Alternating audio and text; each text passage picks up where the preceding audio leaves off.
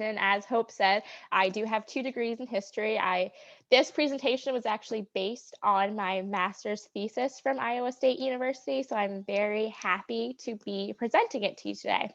So this is titled Rosie the Homemaker: How Newspapers and Magazines Influenced Women on the Home Front During World Wars I and II. So while doing my research, the main questions that I was looking at, if my slides want to go. Ooh, there we go. The research questions I asked were, how did national and local publications with magazines, newspapers, construct a specific picture of gender and domestic responsibilities for homemakers with regards to food? And also, were World Wars I and II watershed moments for women? This is been an often discussed topic among historians of both genders, asking, did women entering the workforce this really change everything for them, open a lot of doors? And that was what I really sought after to find out. So the big question is Rosie the Riveter versus Helen the Homemaker. We all know the iconic Rosie the Riveter image of the women, entering into the workforce and having those manufacturing jobs. But there's also the flip side of Helen the Homemaker, staying at home, taking care of the children, preparing meals. And the question is, weren't they both though? That was kind of how I got my title of Rosie the Homemaker. The women were expected to do both roles. Yes, they were asked to go and join the workforce if they wanted to, but they also had the expectation that they still had to make sure their home was pristine, meals were on the table. They couldn't just work and then come home and be tired and decide that meals weren't going to be made because they had children relying on them. And so that was why it's Rosie the Homemaker. So to start out, I want to give some statistics for World War I and World War II. So Selective Service Act was passed in 1917, which led to 4 million men being drafted into military service. Women, for the first time in history, started taking on jobs that were traditionally male roles. So during the war, women entered as not only as clerks and saleswomen, but also as lathe operators, punch press operators, single and multiple spindle drill press operators, grinders, riveting machine operators, inspectors, crane operators, assemblers, and case makers. People often think of the Rosie Riveter from World War II, but historians have sometimes termed this as Rosie's mom because women also were in the workforce in World War I, and we shouldn't forget that they had all the same roles they took on in World War II back then, and we need to remember that. So at the end of World War I, women accounted for 20% of the workers in the manufacturing industries in the US. In the aircraft industry prior to World War I, there was a negligible amount of women, and it grew to about almost 19% by 1918. Optical goods was 37% women, rubber goods was 35%, leather goods 33%, and electrical goods 27%. Women also took on agricultural labor and organized into the Women's Land Army of America with over 20,000 workers. They modeled this after the Women's Land Army in Great Britain. It operated from 1917 to 1919. It was in 42 states. They were also known as farmerettes, a term they got from suffragettes. These women, a lot of them had no idea what it meant to be a farmer. Most of them came with little prior agricultural experience. The head of the New York City Women's Agricultural Committee, Virginia Gildersleeve, she remarked, "And I blush to say it, for I do not know the difference between a carrot and a turnip when they are put before me." She went on to describe the enthusiasm, though, that women had for learning the skills. "We shall have accomplished a great deal of permanent value to continue after the war if we have proved that agriculture, a profession which requires intelligence, science, and muscular work in the open air, can be done by women." So while women were happily taking on these roles of agriculture, men were not exactly happy to have women out on the farms with them. A lot of men were very disgruntled. One man from Clark County, Iowa, proclaimed, "Leave her in town. She'd not be worth a whoop in the field. And if you put her in the kitchen, we'd starve to death." Another woman actually in Decatur County, Iowa, stated, "I don't think these land girls would work very long. They hear talk about being farmerettes and it sounds all right, but when they discovered that meant cleaning up kitchens or working around barn lots, they'd probably go right back to the city." So they received a lot of negative comments from both men and women who previously had worked on farms, but that did not stop these women at all. And these farmerettes helped pave the way for women's suffrage in 1920, and also for women to effectively be able to enter the workforce in World War II. So some numbers for World War II. By the end of the war, 50 million men had registered for the draft and 10 million had been inducted into the military. The female labor force grew by 6.5 million. And at the height of the war, there were over 19 million women in the labor force. For the first time, we really saw married women entering, with 1 in 10 married women in the labor force. The percentage of women workers employed as domestic servants declined as African American women were able to secure outside of the home employment. This is a huge shift from previous decades. And female employment defense industries grew by 462% from 1940 to 1944. But all of these statistics, people might claim, shows that women were in the workforce. Great, this is wonderful. But it simply does not mean that these wars were a watershed for women, because women filled a necessary void as men went off to war. They weren't just entering in and sharing the workplace equally with men. They were filling roles that men left behind. It can't be a watershed if a woman takes the role and then is removed as the men come home. And so the prominent role for women remained as wives and mothers, with a new sense of urgency still placed in their homemaker responsibilities, as I'll discuss more later. So even though the image of the American women changed from that of wife, mother, and homemaker to that of war worker, these changes were merely superficial. They were meant by the government and understood by the public to be simply just temporary. Rosie was still primarily wife and mother, and her factory job could be seen by the government and the public as just an extension of those duties. Like, she wasn't a worker. She was a worker because the public needed her to be a worker, but that wasn't her main role at all. So now let's get into World War I. The United States Food Administration was created during World War I and run by Herbert Hoover.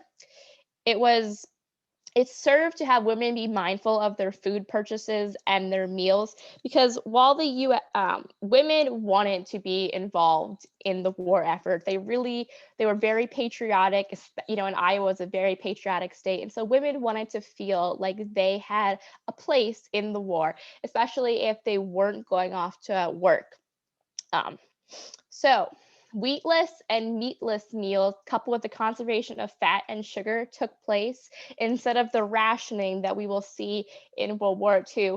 Hoover did not think it would be necessary for rationing to occur, because he believed that the American public wanted to conserve, that they wanted to help do their part on the home front. The population did a lot of their own policing. If prior to the war, being, plump was in style, but now if you were seen as overeating, it meant you were unpatriotic, you didn't care about the home front war effort, and that everyone else was conserving. Women also were asked to sign pledge cards showing that they would conserve butter and sugar and only use it, in limitations. And if they didn't decide to join the pledge card, a lot of times women hung it in their windows. And so if you didn't have that, it was like, well, she doesn't really care. And it was one of those things of, even conserving fats was, well, are you conserving them or are you just tossing it out your back door? And people had issues with that, and a lot of women would call out others. They did their own policing at meetings, like, is that woman serving extra bread when she shouldn't be, and butter, or is she actually taking part in the conservation efforts that are required? So while meat still was considered an excellent source of protein, and women had access to it, they were asked to help supplement their meat consumption through consuming other proteins such as fish, eggs, beans, peanut, milk, and cheese. Milk was a very difficult one for women to grasp because prior to the war, women always thought of as milk as simply a beverage and not something that they could actually use in recipes to fill them up. So that was a hard one for them.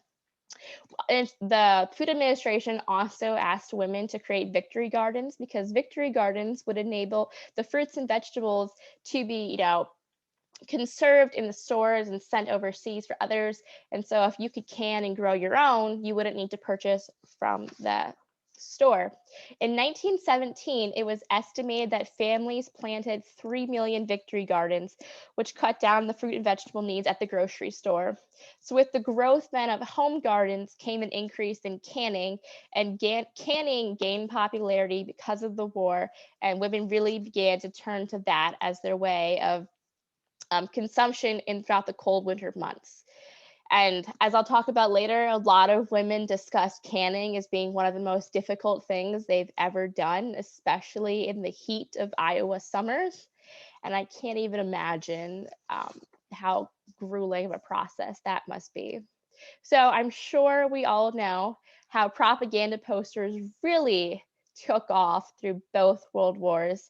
I especially love the ones about food from corn because all we hear about now is, how high fructose corn syrup is so terrible. And they were really advocating for the push of that, in the war because, well, if you don't have as much, flour and things to use, well, use corn. Corn's a great alternative. And corn was heavily pushed here in the US because a lot of people have questioned, well, why couldn't we just send our corn overseas to the military? We couldn't send it overseas because they simply didn't have the machinery to break down the corn. The US had that, but it still wasn't that plentiful overseas. And so it would have kind of been more of a hindrance to them to have corn and have nothing to do with it. So that was why the US really pushed people to, use corn however possible. Cornstarch is great. Um, Even things like eat more cottage cheese. You won't need to eat meat if you're filling up on that protein.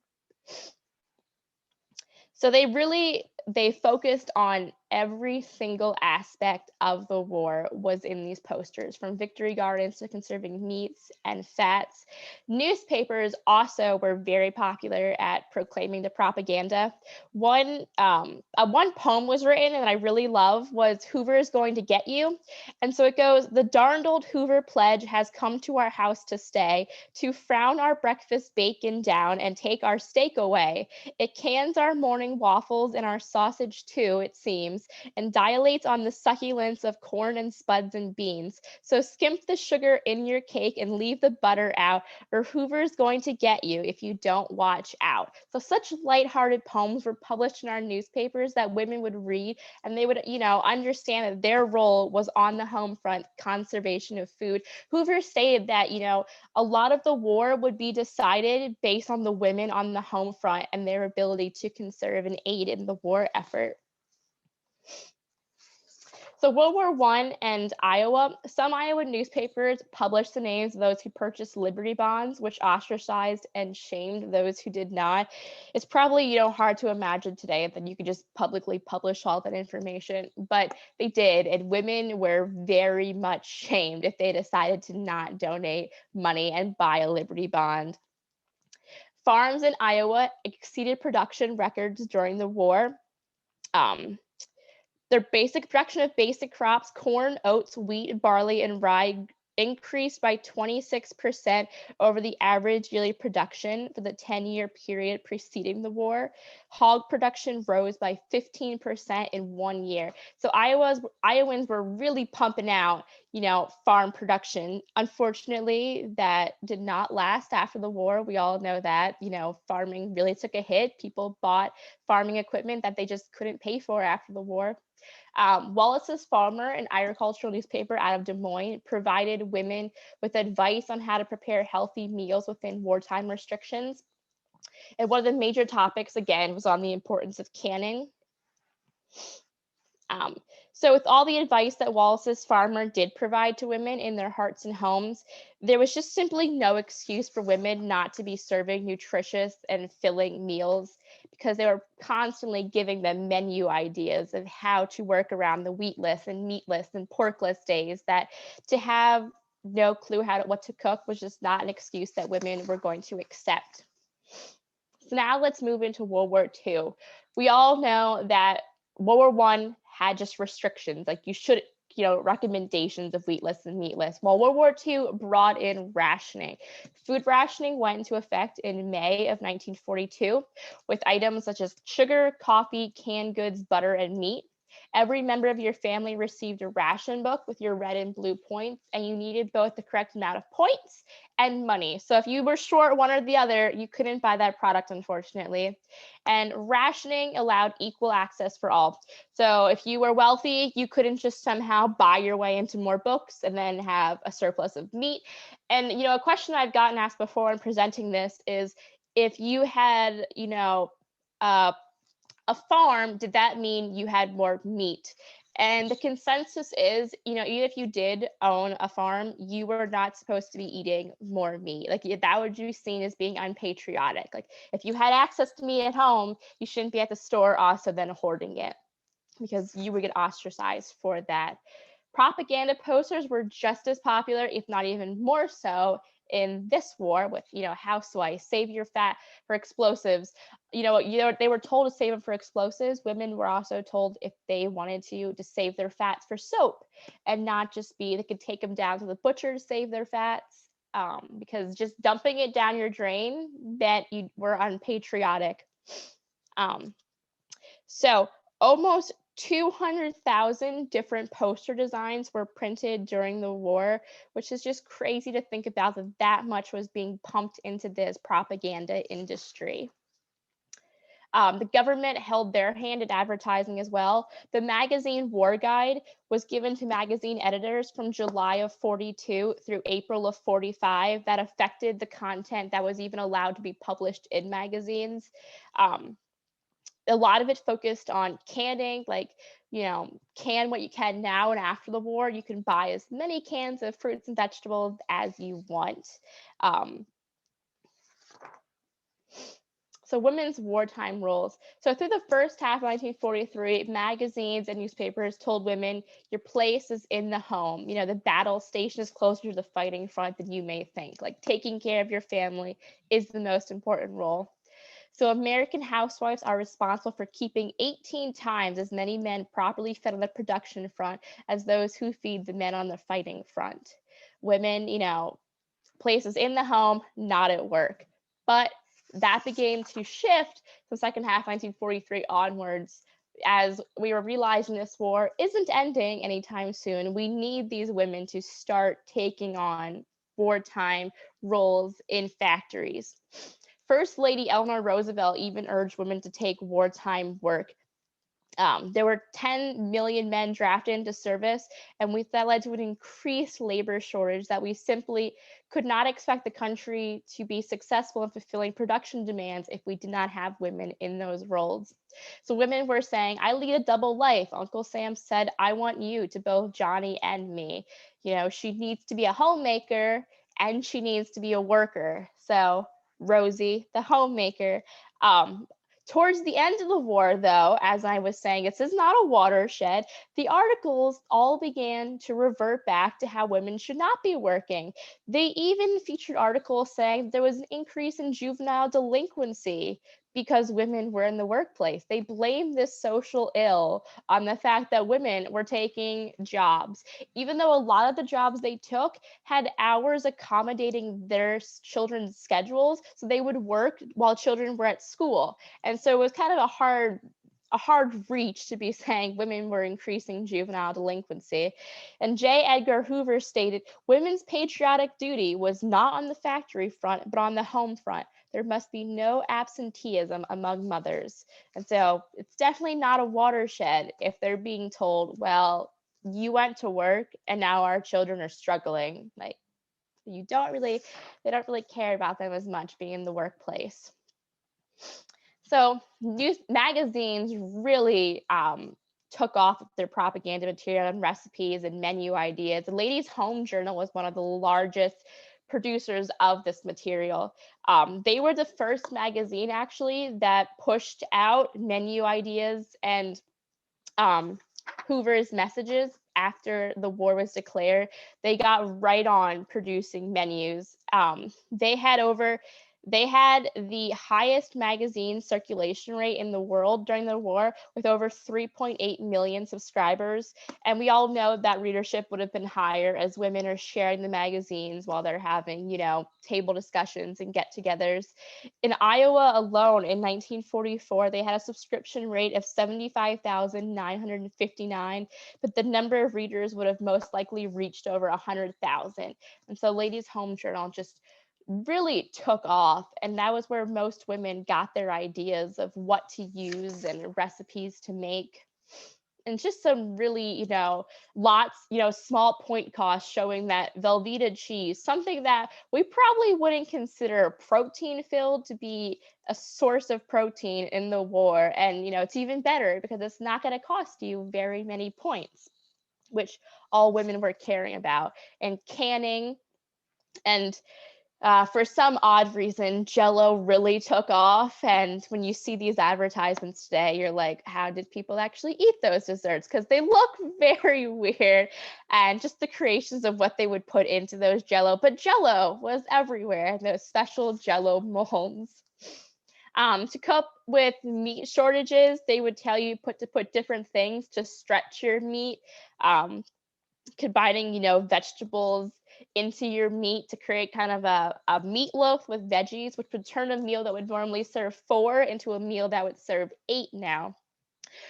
Combining, small portions of meat with, vegetables helped on the sides, as the middle picture showed, really helped to stretch. If you were filling up on other non-rationed items, like, from vegetables that you grew yourself, you wouldn't need as much of the protein. Um, so the advertised meatless meals, in order for women to accept them, because we were all used to protein and that meat-heavy diet, needed to fit 3 criteria: that they were relatively substantial, use foods that are pretty generally liked, and except for small amounts of fat, do not take any ration points. That was one of the biggest struggles for women, was the need to have to possibly take, and try new ingredients. Women wanting to, respect the ration points in that system, but only if it meant that they didn't have to kind of eat a bunch of weird things because they were scared of that. At one point it was discussing like, oh, you're gonna have to like eat, if the war drags on, maybe snake meat is going to take into popularity. Thankfully that did not happen, but women were very scared of that and how they were going to spice up those meals. And so they would try and have suitable substitutes. The New York Times was one of the major newspapers at the time, as it still is today, and they had a news of food column which aimed to assist women with wartime meal production. It started in February 1943. They had weekly menu plans that showed exactly how to use your ration points to make these meals. And so they were meals that women would like, were easy to make. Most of the articles were written under the pen name of Jane Holt, even though there was a couple different writers who wrote this column. They used these pen names because it was a common belief that having women writers was like a revolving door, that women would come in, get married, have children, and then leave the workplace. And so they thought that having a pen name would create consistency and reliability, where women wouldn't see the articles and be like, well, it's just someone new, she might not know what she's talking about. So Jane Holt became the pen name for quite a while, until women decided, no, like, we want our own name to be shown. Because before this, women were only trusted to the 4 F's of family, fashion, food, and furnishings. That was what they were seen as being good at. So World War II in Iowa, Wallace's Farmer and Iowa Homestead featured the homemaking department column that provided women with wartime cooking advice and menu suggestions, along with advocating the planting of victory gardens. Widely advertised products were baking powder, yeast, and flour. Pillsbury flour really took off at this time. They were one of the first companies to get the E designation, saying they were, wartime production, all about conservation. They positioned themselves as the patriotic brand of flour in the U.S., saying that you don't need to buy fancy bread flour, fancy, self-rising cake flour. You can just buy our all-purpose flour, and it'll do the job. It'll still be nutritious for your family. And so they really positioned themselves as the top dog. And the Iowa State Extension offices assisted rural women to understand their role on the home front. One of the problems at the time was that, we had these Liberty Bonds, but rural women didn't exactly know what a Liberty Bond even was. So Iowa State had created the extension offices and sent out women, these home economic positions, to educate these women on what it meant to ration. A lot of them were already doing this, but maybe they could can better, lose less cans every year. And so that was their role. And then finally, just for local, because I studied the Ames a lot from my research, the Ames Daily Tribune had a war kitchen column. While it was a nationally syndicated column, there was a lot of kinship that women felt with seeing something in their local paper. Not everyone would pick up the New York Times and read it, and not everyone would trust what a national publication was saying. But if they saw it printed in their local paper, they kind of felt a connection. Whether they knew who the author was or not, with this one they didn't, because it was nationally syndicated. They felt like, well, this person must be close because they're in my newspaper. And so there was a lot of trust there. It ran several times a week and offered food advice to women on proper nutrition, recipes that use the basic 7 food groups, and how to reduce waste in the kitchen. Maddox also urged women about the importance of meal planning to mitigate some of the stress involved preparing meals that accounted for both ration points and money. He even talked about, what to do for special occasions such as a wedding reception, to make it simple yet still festive, because you don't want to lose that feeling even though it's during a war. So, well, thank you all for listening in. Hope you all learned a little something about Rosie the homemaker.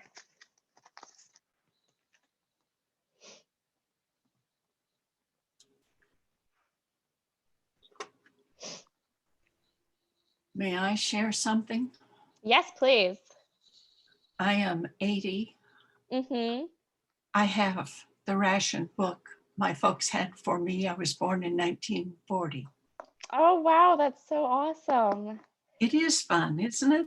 Yes, that's it's too cool, because a lot of times when you're doing this kind of research, it's hard, especially in this day and age, to see someone who lived through that time and actually experienced, and to understand like what it meant to actually have a ration book.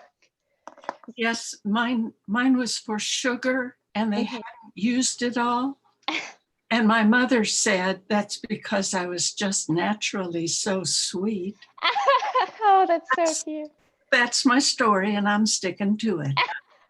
Oh, I love that. Your parents must have been very patriotic to, not use all of that, because, most times when you hear these accounts, like, people wanted to use all of their coupons. It was like, well, we already have such a reduced amount. We're certainly not giving anything back, because while you had the coupon book, there was only, sometimes you could only use it for a certain allotted amount of times. And it was like, well, it's on to the next book. So that's really cool that your parents decided to not use it all. Yeah. Thank you for sharing. Sure.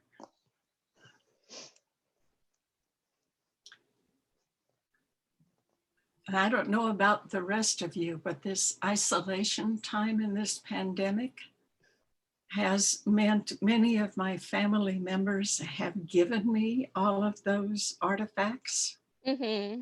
And then I've had time to go back through all those handwritten letters and put the stories together. But I do like the fact that I was such a sweet one. Oh, that's perfect. Charlotte, so I see your question about differences between ration to the Depression, ration during World War II. I really can't speak on that because my research did not focus on the Depression at all. But I was trying to write my master's thesis. I really had to narrow down the scope of my research. So it was World War I and World War II. I definitely think that would be very interesting to look at and see how, rationing was during the Depression. But I personally can't speak on that currently. Here's the little saying my mother taught me. Use it up, wear it out, make it do, or do without. Oh, that's perfect. That's the Depression, the rationing, all those difficult years. Mm-hmm. Yeah, I definitely think, people like my grandparents' generation had a lot more respect for, possessions and items like that, as opposed to our society today that's very disposable. We'll have people get rid of a cell phone after 2 years because, they make the battery not work as well. And suddenly it's, oh, we need the new greatest thing. And, previous generations didn't believe in that. When I wanted to tape some of my mother's stories, she was very nervous because she thought when the tape kept running, she was wasting my tape. Oh, man.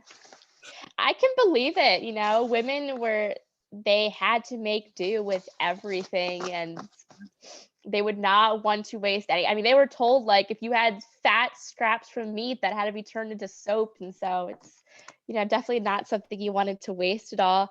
To answer your question, Tova, how long did the World War I ration system last? So in Europe, it did last way past the end of the war because Europe was a lot more hard hit because the war, they were involved in the war a lot longer than the U.S. was. Here, the U.S., it ended promptly. As soon as the war was over, they were told wheatless and meatless meals, like, you don't have to, follow that system anymore. The war is over, victory. So hope that answers your question.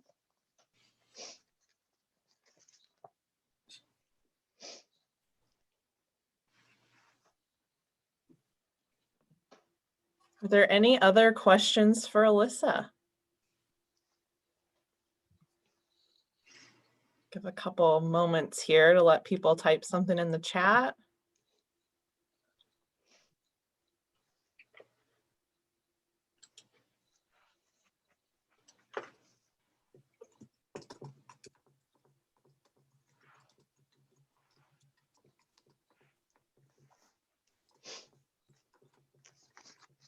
Thank you, Ben.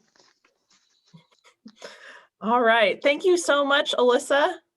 Thank you. We'll give people some time to take a quick break before their next session, but thank you so much for joining us all the way from Pennsylvania. Yes, well, thank you.